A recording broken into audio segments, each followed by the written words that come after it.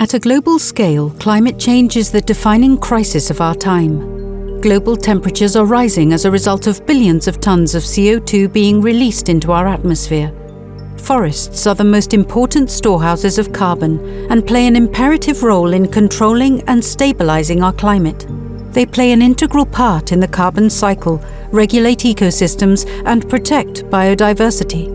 1/3 of Earth's land is covered by forests, around 4.06 billion hectares, of which almost half, 45%, are tropical rainforests. It is estimated that the current deforestation rate is around 10 million hectares annually. Tropical rainforests are particularly vulnerable. The UK is committed to tackling climate change and has pledged £3 billion of international climate finance towards nature and biodiversity over the next 5 years. But public finance is not sufficient to shift the sector towards more sustainable practices.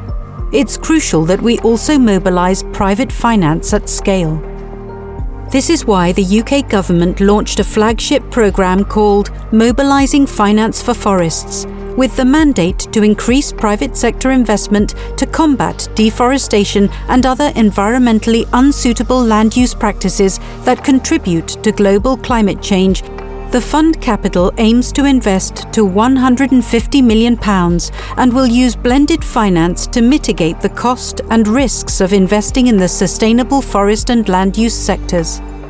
It will focus specifically on increasing the value of standing forests and on incorporating forest protection and restoration into sustainable forms of agricultural production. The UK government have chosen the Dutch development bank FMO as its delivery partner to implement the programme. FMO welcomes the Mobilising Finance for Forests programme, a pioneering initiative which is aligned with our own forestry strategy.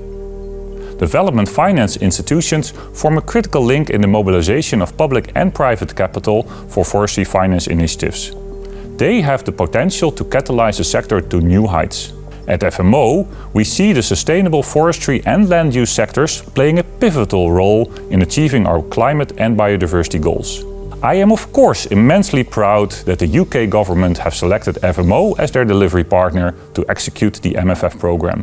FMO will, through its network, reach and reputation, be able to select a group of experienced fund managers who will apply their knowledge to the tropical regions of Latin America, Africa and Asia.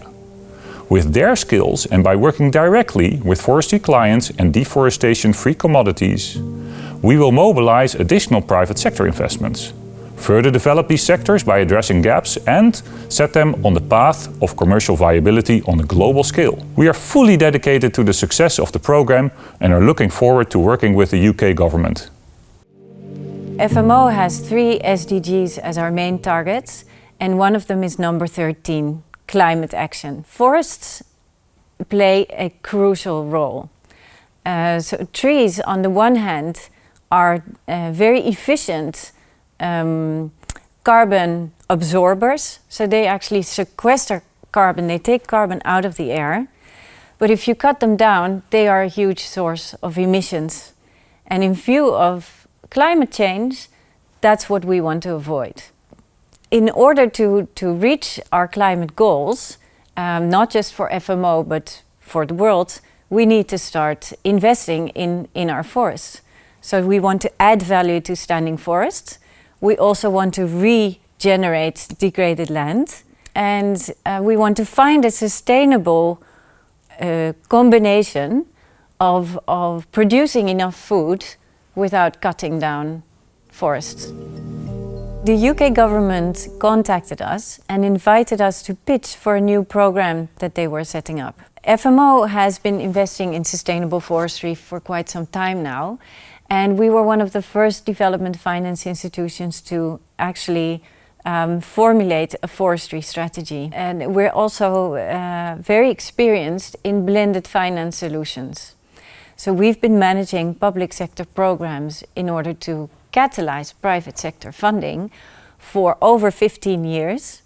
And we have a number of programs under management. So the UK was very interested to hear from us how we structure these kinds of programs, how we manage them and how we set them up, and how that actually leads to private sector funding. So the program is £150 million, and about 80% of that funding is going to be invested in forestry funds that we are currently selecting. The other 20% will be invested by FMO directly. Each fund manager, and FMO as well, will have access to 3 different products. We will invest at least 75% of the funding alongside other investors into these forestry funds or direct investments. The role that we take in the investment can be subordinated or can be concessional, because we really want to be additional and to make it enticing for other investors to join us. We have up to 20% of the funding to invest in project development. So this is for projects that are very interesting from an impact point of view, that are not yet bankable. And we can use this funding to take an even higher risk to develop these projects and get them into a bankable stage. And the last part is up to 5% of the total amount will be available for technical assistance. So these are grants to existing investments predominantly, where we can help accelerate their impact, their development, to make sure that we do this more quickly than we would otherwise be able to do it. We want to select 3 to 5 fund managers to whom we will be committing up to 80% of the program. And we want to select those fund managers that have experience, but that also can bring scale. We want it to become big. And we want to attract other investors, so we really want it to grow. We want to invest in projects that have high impact and that have strong biodiversity co-benefits. And together with the fund managers, we will be setting up an operational committee where we will work together. Each of the fund managers will be working together to share knowledge, to share experience, and to share that knowledge and the lessons learned externally as well with the world. So we want to create blueprints that will help others do the same thing. So 5 years is a very important milestone for us, because it's when the UK will decide on the continuation of the program. So what we hope is to use these 5 years to set up some really strong examples of our partnership, and when we get to that time, to invite others to join us in the program to make it a lot bigger, because we are now able to invite to invest in 3 to 5 fund managers. Obviously, the sector needs much more than that. So hopefully we can grow and become bigger.